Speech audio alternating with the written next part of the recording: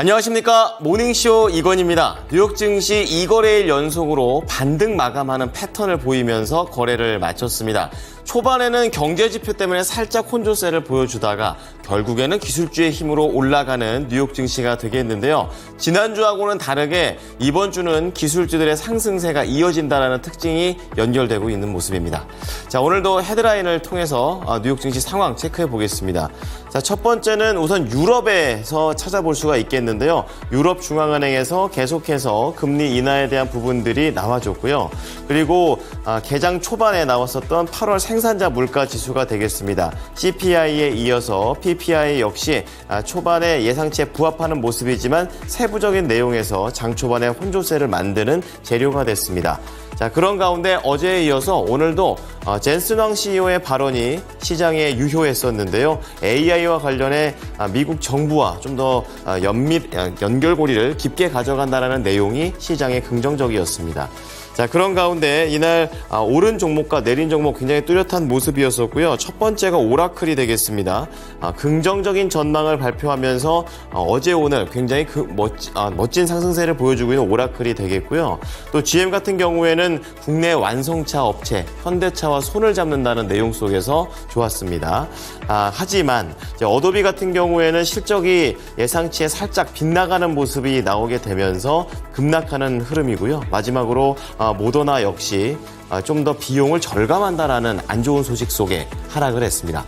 자, 오른쪽으로 넘어와 보시면 오늘 또 보셔야 될 중요한 이슈가 있는데요. 윤석열 대통령이 체코에 방문을 하게 됩니다. 다시 한번 원전과 관련된 부분을 공고히 하려는 움직임이 나오고 있고요. 그리고 MBK 파트너스와 고려아연이 지분 경쟁에 들어갑니다. 어제도 이러한 부분들이 반영되면서 강한 상승세를 보여주기도 했었는데요. 오늘은 리포트까지 연결해서 좀 더 심층적으로 다뤄봅니다. 자, 그리고 프레스티지 바이오파마 어제 역시 강했던 종목 중에 하나인데요. 과연 자회사와의 시너지를 좀 더 강화시킬 수 있는지 우선은 시장에서는 빨간불이 들어와 있는 모습이지만 앞으로에 대한 방향성 계속 이어질지 보겠습니다. 자, 증권사 리포트 보겠습니다.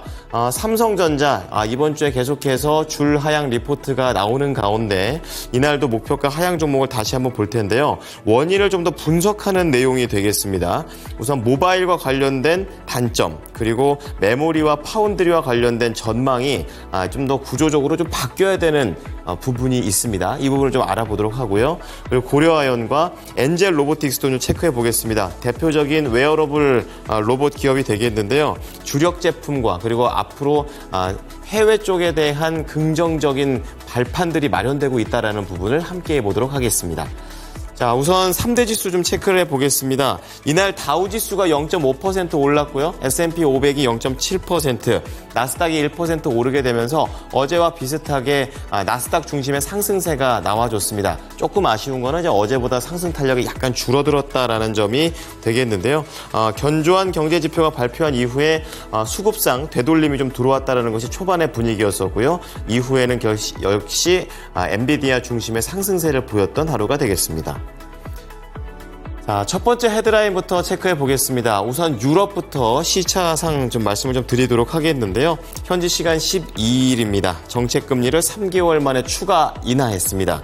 기준금리를 연 4.2%에서 3.6%로, 예금금리는 연 3.7에서 3.5%로 하향 조정을 했습니다. 그리고 이달부터 시장의 변동성을 줄이기 위해서 앞서 말씀드린 기준금리와 예금금리의 격차를 줄이기로 결정했고요. 올해의 경제성장률을 0.9에서 0.8로 낮췄고 내년 경제성장률도 1.4에서 1.3%로 내렸습니다. 그리고 소비자 물가 상승률을 2.5에서 내년 2.2로 낮추게 되면서 기존의 의견을 유지했습니다. ECB 쪽에서는 통화정책 자료를 통해서 물가 지표가 대체로 예상대로 나왔다고 얘기를 했고 기존 전망을 재확인한다라고 밝혔습니다. 자, 그런 가운데 미국에서도 8월 생산자 물가지수, 어제는 소비자 물가지수가 나왔고 생산자 물가지수가 추가 발표가 됐는데요. 전월 대비 0.2% 올랐다라고 발표를 했습니다. 전년 동기 대비해서는 1.7% 올랐고 전월 대비 예상치에 부합하는 수준을 보여줬습니다. 그리고 근원 생산자 물가 지수도 나왔는데요. 전월 대비 0.3% 오르면서 여기에서 또 시장의 예상치보다 0.1%포인트 정도 살짝 넘어가는 모습입니다. 그리고 전년 동기 대비해서는 3.3% 올랐습니다. 자, 이렇게 8월 10 PPI가 발표가 되면서 국채금리가 올랐고 연준의 금리 인하 정책이 강하지는 않을 것이다라는 전망 속에서 장 초반에 혼조세를 보이게 했습니다.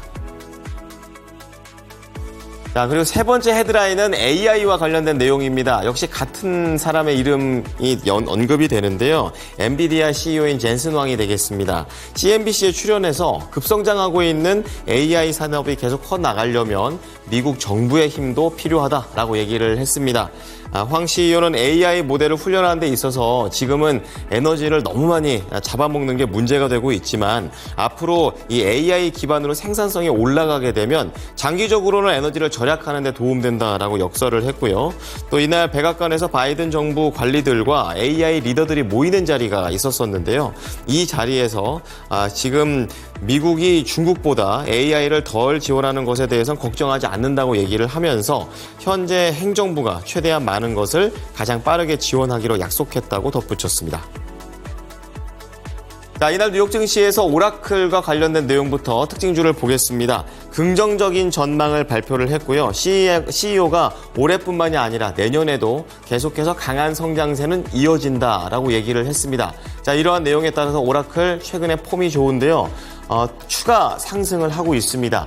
장중에 2.6% 오르면서 161달러고요. 시간 외에서 무려 6.5% 추가 상승을 했습니다.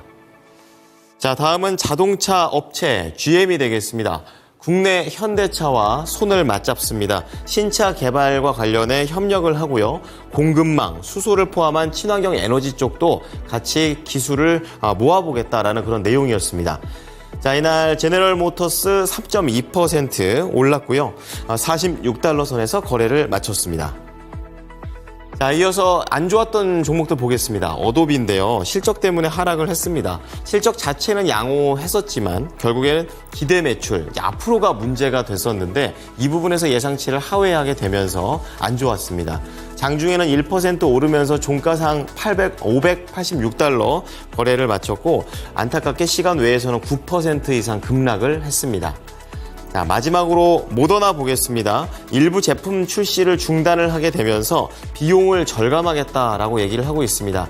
향후 2027년까지 11억 달러 정도를 줄인다라고 얘기를 하게 되면서 실망 매물이 많이 흘러나왔습니다. 12% 급락하면서 70달러를 하회하는 모습이었고요. 시간 외에서는 오히려 강보합 정도로 추가 하락이 나오지는 않았습니다.